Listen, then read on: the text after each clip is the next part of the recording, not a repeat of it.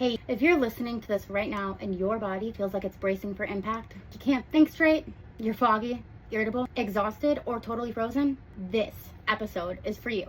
You're not lazy, you're not broken, and you're not failing.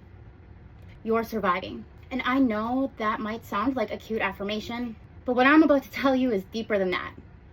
It may even feel counterintuitive, but I've learned this over and over again the hard way. Sometimes the only way out of the storm is to literally stop fighting it long enough to find your footing.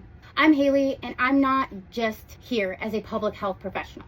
I am here as someone who is still learning how to regulate her own nervous system in a world that feels like it's falling apart constantly.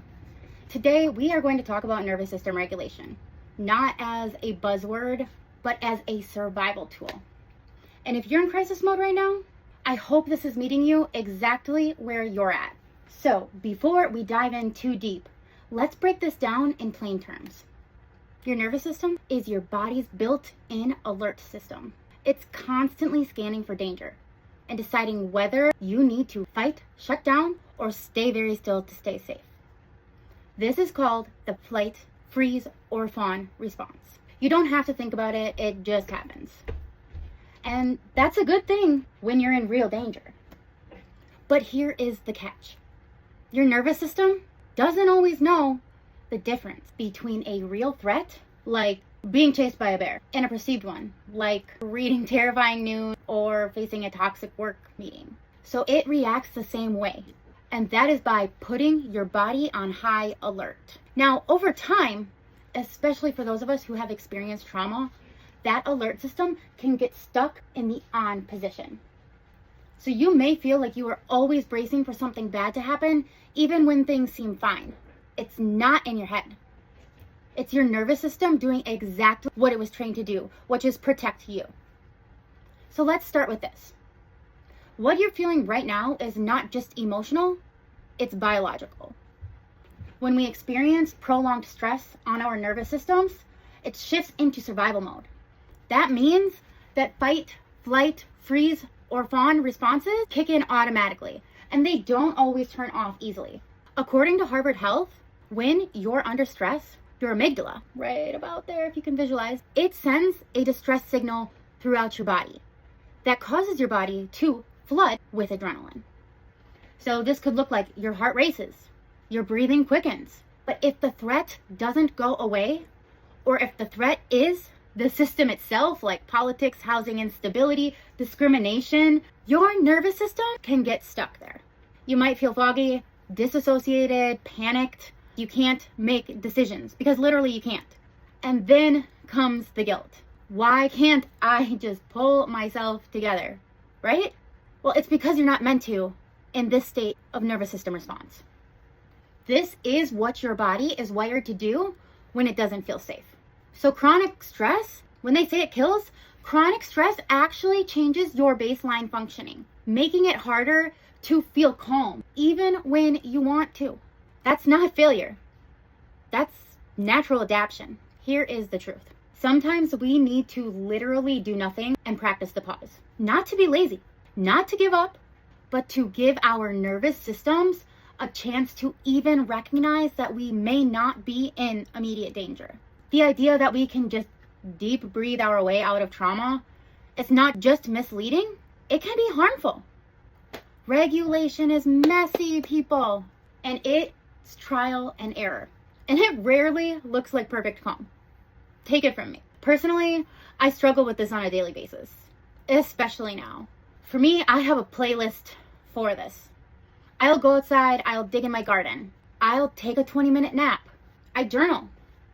Sometimes I literally just put my hands under warm water to remind myself I'm here, or spray a good scent, light a nice smelling candle or incense to remind myself that I am safe-ish, at least. The myth of the perfectly regulated person is dangerous as fuck.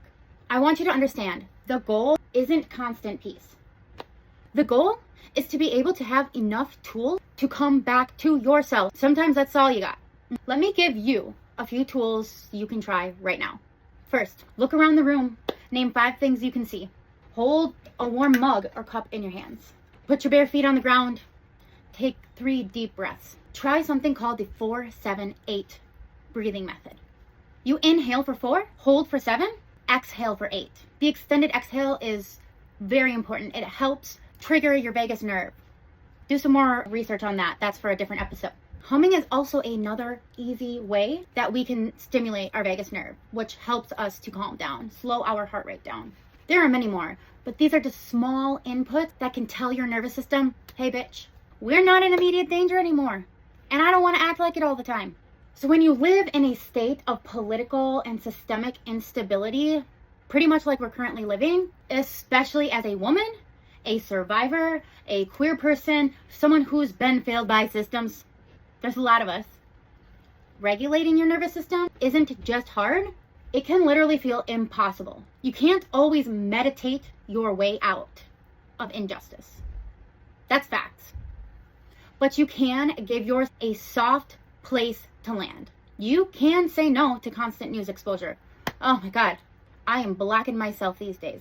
Informed, not over-informed, overwhelmed. You can recognize that sometimes you have to protect your energy to preserve your life force. That's important. I've been in places where I was doing everything I knew to do. Sometimes even it still feels like that today. And I still felt like I was failing. But I'm learning that's not failure.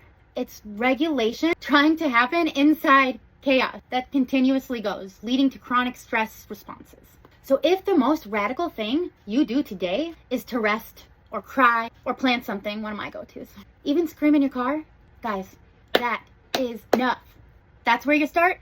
So let's reiterate and close with the 5 tools you can come back to anytime. And if none of these float your boat, literally just Google search nervous system regulation exercises. Start there. But to close, 4-7-8 breathing. 4 on the inhale, 7 on the hold, the pause, 8 on the exhale, calms your vagus nerve. I also am a fan of square breathing. So that's in 4, hold 4, exhale 4, hold 4 again. Warm water or a textured object, sensory grounding. Movement, we can shake, we can stretch. Oh my gosh, guys, literally something like that for me, it's a godsend. So stretch, shake, walk for 2 minutes. You can use guided visualizations too. This includes meditations, but you can also use moving visual meditation. Just start by picturing a safe place. Imagine the scent, the color, the surroundings, who is there, what do you feel? There are so many really good and even short guided meditations or visualization that you can find for free on YouTube, and I really encourage you guys to do that. And if you know of any that are your go-to, please share them in the comments with everyone else. Journaling. So a journal prompt. Here's one that I can leave with you today that we can start with. What's something I can lay down today that's not mine to carry? Because that's a whole other aspect of this. Oftentimes we're carrying a bunch of things that are not necessarily our own to carry, and it just adds to the overwhelm of our nervous system, and it adds to what we have to dig through and try and figure out and sort through. If nothing else, I want you to know this: if nothing worked today, that doesn't mean that you are broken. I promise. It just means you need more grace. And if you take that out of the equation, oh my God, the hell is way worse, guys. Take it from me, please. You literally are doing the best you can, and that is all you can do. And if you got this far in this episode, that's you trying to regulate. That's you building resilience. That's you being resilient. There's so much more we could go into about this topic, but for today, I want to leave it with this digestible chunk. If this episode helped you even a little bit, gave you a little bit of hope, gave you a little bit of direction of where you could start, follow and subscribe. We are living in such crazy, uncertain times. Please share this with someone else who might be in the thick of it too. Don't forget the self-grace. Throwing that out there one more time. Promise you, even when it feels like it, you are not alone. We see you. I've been there many times, even recently. That's all I've got for you today on this episode of our series Shorts for Survival. Until next time, please stay gentle with yourselves. Take care of yourself, love yourself, and do the same for your neighbors. Give somebody a hug. Ask first. Don't just be touching people. But make genuine connections, because we're all humans doing the best we can to survive. And right now, holy fuck, does it seem hard for some of us. Take care of yourself. Give yourself grace. I'll see you on the next episode.